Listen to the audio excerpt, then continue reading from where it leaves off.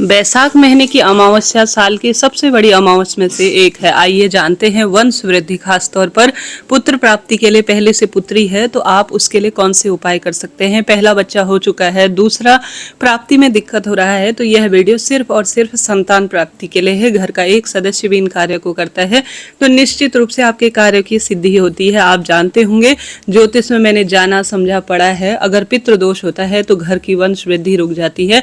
जितनी महत्वता है देव पूजन की, उतनी ही महत्वता है पितृ पूजन की। ऐसे में रोज हम देवताओं के निमित्त दान पुण्य करते हैं, परंतु महीने में एक दिन ऐसा है जो अमावस का माना जाता है, जिसमें पितरों की पूजा सबसे विशेष मानी जाती है। पितृ प्रसन्न है तो उस घर के हर कार्य में बरकत होने से कोई नहीं रोक सकता। जैसा कि ज्योतिष में वर्णन मिलता है, शास्त्र प्रमाण कहता है, सुबह शाम की पूजा देवताओं के लिए है। दोपहर अर्थात कुतुब काल का समय जिसे कहा जाता है, करीब करीब 11:30-12 बजे से लेकर 2-2:30 बजे तक का समय, यह कुतुब काल कहलाता है।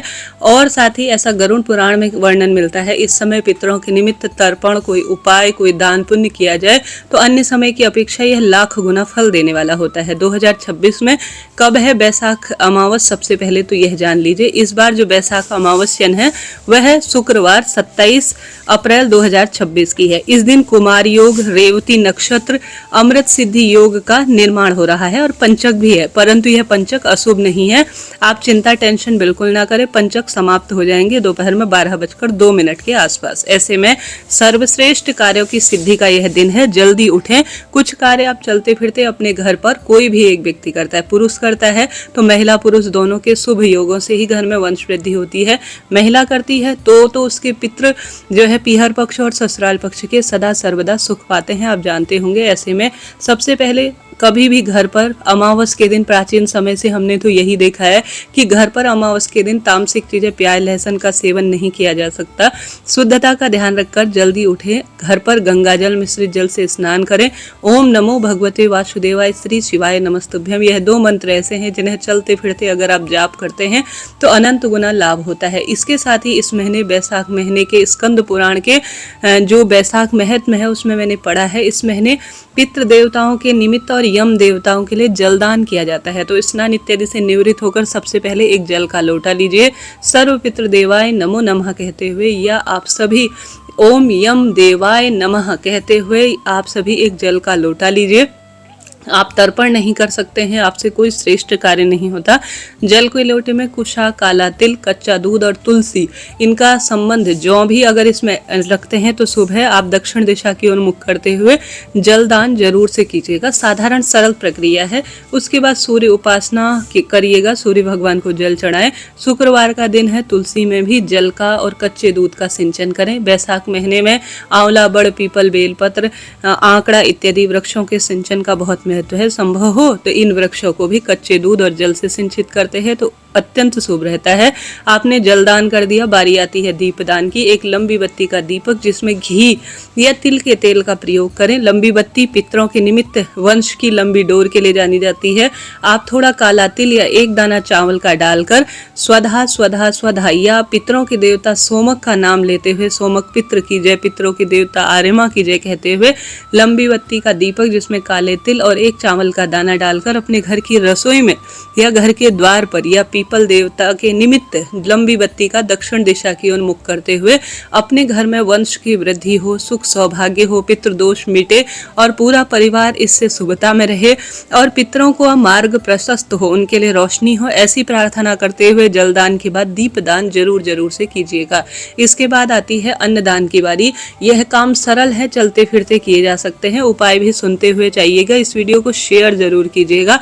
कोई ज्योतिष जानकारी जैसे कि अपने लिए संतान प्राप्ति, पुत्र प्राप्ति के लिए डेट निकलवाना चाहते हैं तो ऊपर नंबर दिया हुआ है। कुंडली विश्लेषण जैसे कि पहले से पुत्री है, अब पुत्र योग है या नहीं, इसके लिए भी आप ऊपर नंबर पर ब्राह्मण दक्षिणा देकर शुभ मुहूर्त निकलवा सकते हैं। मेरे दूसरे चैनल पर इस महीने की संतान कंसीव डेट प्रसारित है, हर महीने अपलोड करती हूँ ज्योतिष आधार पर, उन्हें आप जरूर से देख सकते हैं। अब सुनिए उपाय।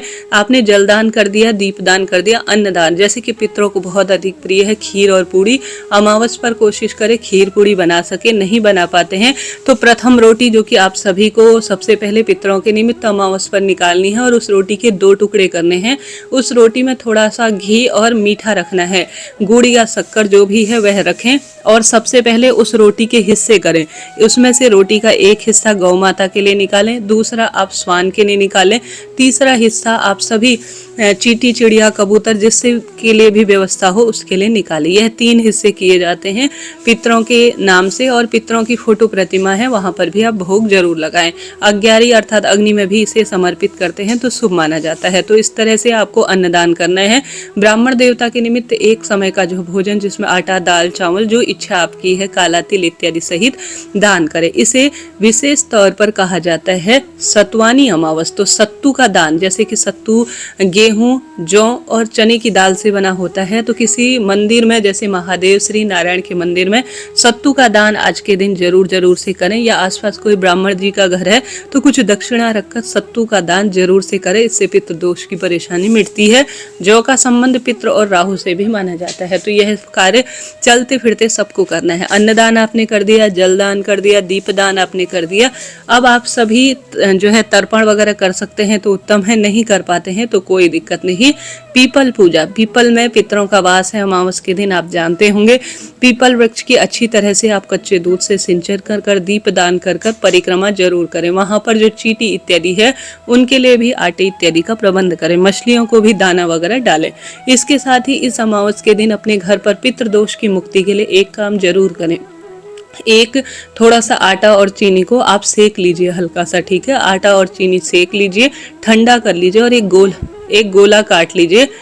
एक गोला आप सभी को क्या करना है कि गोले को काटना है। गोला नहीं है तो आप सभी जो आपके पास बेल फल होता है ना उसे भी ले सकते हैं। बेल फल पुण्यदायक माना है। गुरुजी कहते हैं बेल फल का जल अर्थात जो बेल पत्र होता है उसका फल इस टाइम खूब मिलता है, उसका जल भी शिवलिंग पर चढ़ाया जाए और उसे थोड़ा प्राप्त कर ग्रहण किया जाए तो इससे भी पितृदोष मिटता है। तो आपने गोला लेना है, उसमें ठंडा आटा और चीनी भर लेना है पंजरी, और उसके ऊपर कलावा बांध लेना है अच्छी तरह से।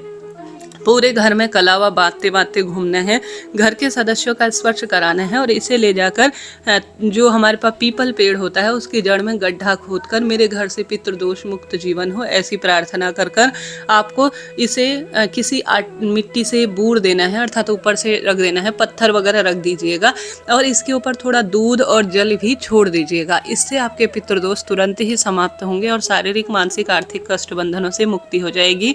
इसके साथ साथ गुरुजी कहते हैं जब भी अमावस होना तो आप शिवलिंग पर विशेष तौर पर 7 स्थान ऐसे हैं जहां पर आपको चंदन जरूर लगाना है। चंदन का संबंध पितरों से भी होता है। एक तो सबसे पहले नंदी बाबा के मस्तक पर आप चंदन लगाएं, दूसरा जिस पर से जल बहता है एक एक बूंद करके शिवलिंग पर 2 स्थान हो गए, तीसरा गणेश जी, माता अशोक सुंदरी, कार्तिकेय भगवान, माता रानी का हस्त कमल, शिवलिंग, इन 7 स्थानों पर हर अमावस पर चंदन लगाना चाहिए। इसके साथ साथ शिवलिंग पर ठंडा पानी अर्थात जो मिट्टी का पात्र है उसे अपने घर की रसोई में रखें।